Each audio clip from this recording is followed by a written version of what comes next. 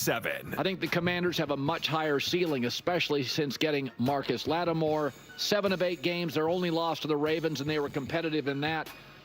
Number 3 rushing offense, number 3 total offense. It kind of feels like C.J. Stroud, his rookie year. You're like, do we have a top 10 quarterback now? I think Jayden Daniels right now is a top 10 quarterback. I think he's that good. 13 total touchdowns and 2 turnovers.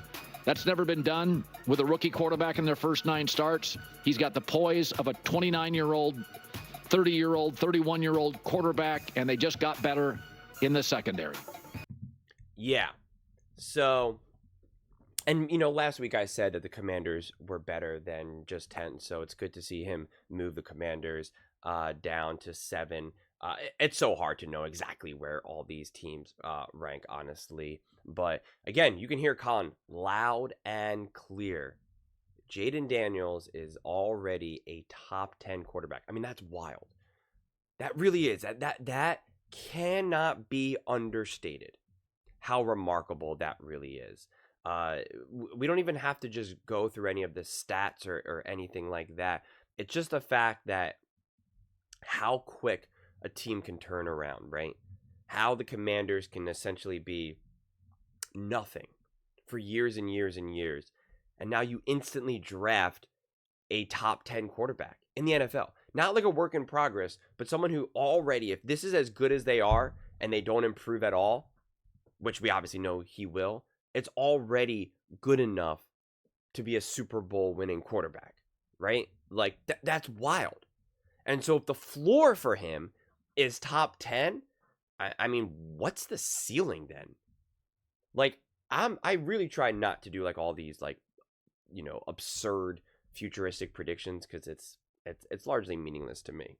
But there was all this conversation, of course, going into this season about Caleb Williams being generational and being, he could be the next Patrick Mahomes, all of that type of stuff. Now, I am a firm believer. We get lost in all of this where we always think that who we see is going to be the best forever, right? We did this with Michael Jordan, did this with LeBron James, did this with Tom Brady. We're doing this currently with Patrick Mahomes. We think that whatever we see is like, well, people always say this and it always drives me crazy. We'll never see this again. No, we will. Of course we will. I don't know when, whether it's going to be in 10 years, 5 years, 30 years, but of course it'll happen. Wembanyama is already going to be set, as long as he just stays healthy, will break the points record that LeBron just set, right? Like, and all of that. So it's just this whole idea that we will never see anything ever again is always insane to me. Patrick Mahomes will most definitely not go down and retire as the greatest quarterback ever. He will for a period of time, just like Tom Brady. But there will be another quarterback that will be even better, more electric, healthier, right? We'll get maybe even more luck from a health perspective. We'll be on a better team. Even like there's just so many variables. And so could that already be Jayden Daniels, right? Could Jayden Daniels already be that special of a player? Again, I'm not saying he will, but I'm also not saying that he won't. I'm just saying that people were all about that hype for Caleb, and understandably so. But now here we already have Jayden Daniels as a clear top 10 quarterback. And again, I think it's remarkable. And it's not like he's on this stacked team. Like, that's the thing. He's not on this stacked team. Not even close. So it's just been his brilliance, good enough pieces around him, and Cliff Kingsbury. And so this team as a whole has obviously just shot through the roof relative to what they were predicted to do. What were they? I mean, like, how many wins did they have last season? I mean, 3 or 4 or something, and they're already 7-2.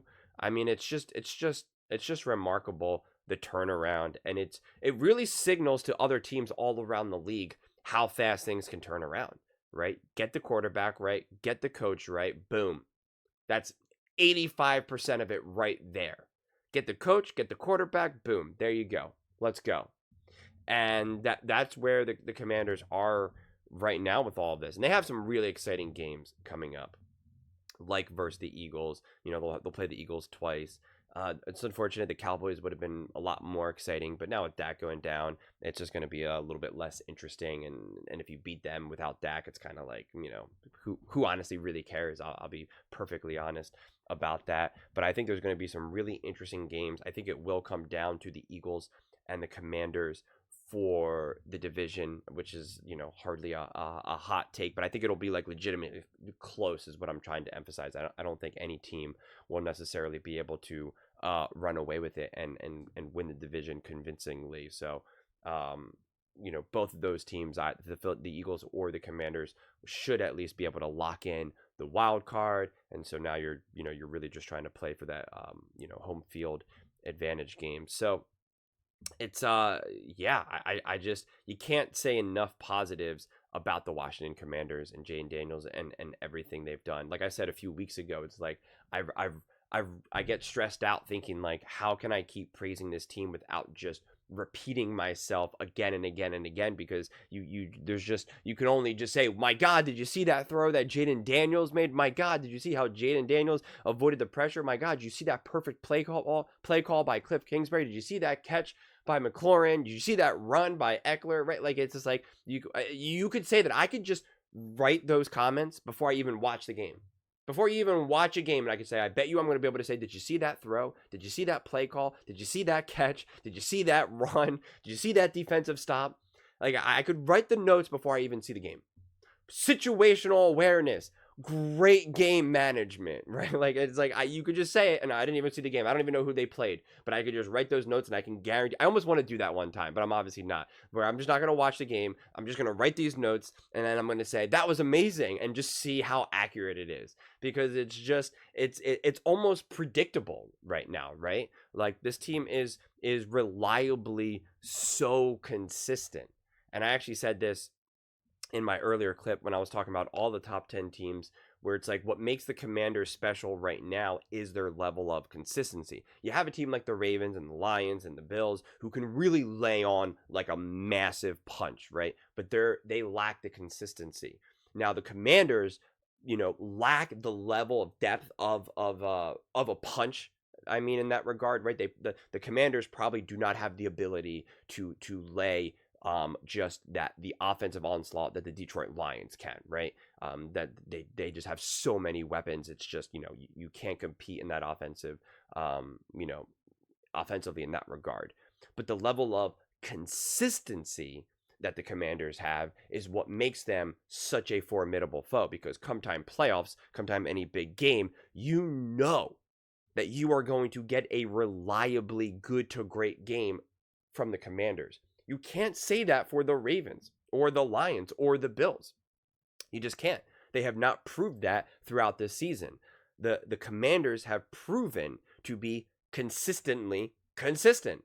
And so that's what makes them so, again, that's what makes the Chiefs special this year. The Chiefs don't have that punch either, but they are ridiculously consistent. So if it's good enough for the Chiefs, it certainly could be good enough for the Commanders. And what's interesting is obviously, you have Patrick Mahomes and Travis Kelce and Andy Reid and Spags, and you have that talent and depth of experience.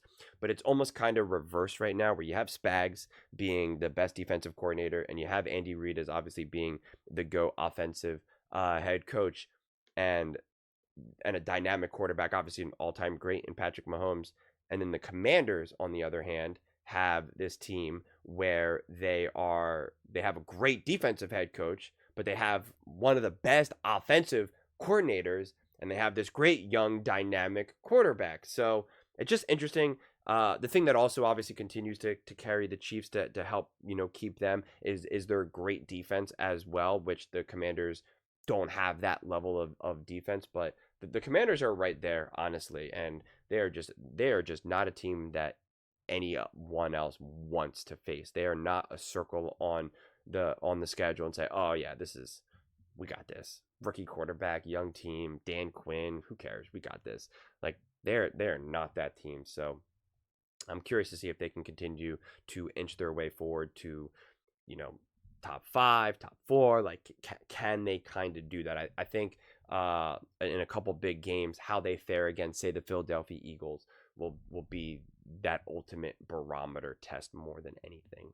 But those are just my thoughts I'd absolutely love to hear yours. What do you guys all feel about the Washington Commanders, Jayden Daniels already being a top 10 quarterback and the Commanders being a top 7 team? Let me know in the comments below. I read every single comment, so whether you agree with me or disagree with me, either way, let's get in some discussions. Let's get in some fights, but ultimately, let's just have some fun. And please do consider subscribing. We are building an amazing community here, and I'd absolutely love to see you part of it. I want to build something that we all genuinely feel connected to, something that we're really excited to be part of. I think we're well on our way to doing it. And please don't forget to give this video a thumbs up, as it really does help with the visibility and the algorithm. Thank you so much, and see you next time.